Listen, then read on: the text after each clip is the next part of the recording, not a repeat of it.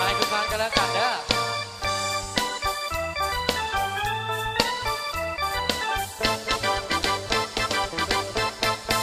10น้ำขึ้นไหลลงเดือน12น้ำคงคอยลงคำคืนมีไหลกระทงคำคืนมีไหลกระทงตามสายคลองมีไหลเหือไปปัดฟืนซื่นใจสนุกแค่นาเฮฮาสำลา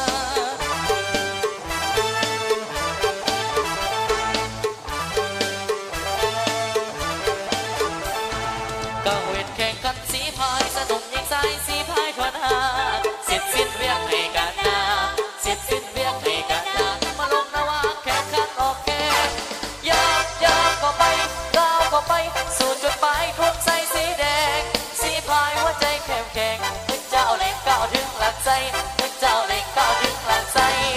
เฮ้เฮ้พาสนุกแค่นาออกภาษาปีนี้เข้าหน้าปีนี้ก็งามเข้าหน้าปีนี้ก็งามแข่งขันสีพายก็เก่งแข่งขันสีพายก็เก่งออกแข่งพร้อมกันเจ้าเล็กสู่หลักใสสีพายเฮ้ยพิเศษทั้งสีพายทุกท่านกันแล้วกันเด้อ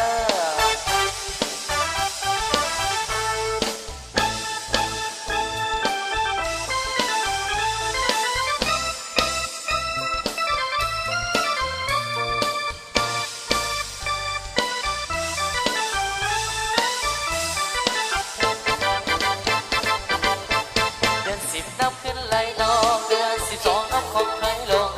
คำคืนมีไหลกระทงคำคืนมีไหลกระทงตามสายคลองมีไหลเหือไปพัดฟืนซื่นใจสนุกแค่นาเฮฮาสำลา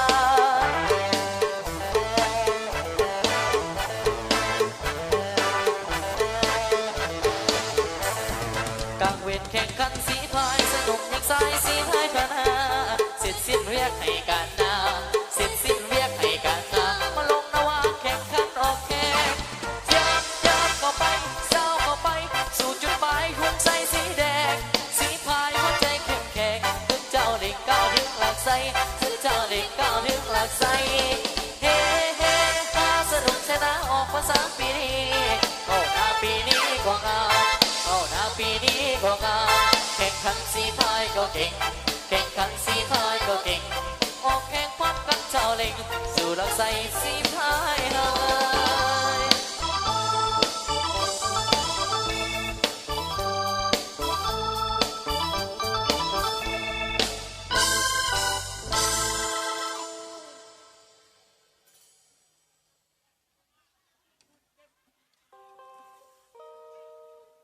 ขอขอบใจเด้อ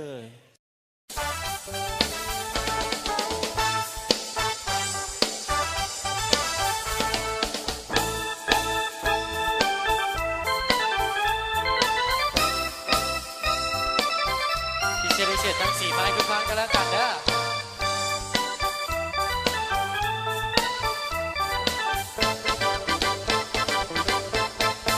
10น้ำขึ้นไหลลง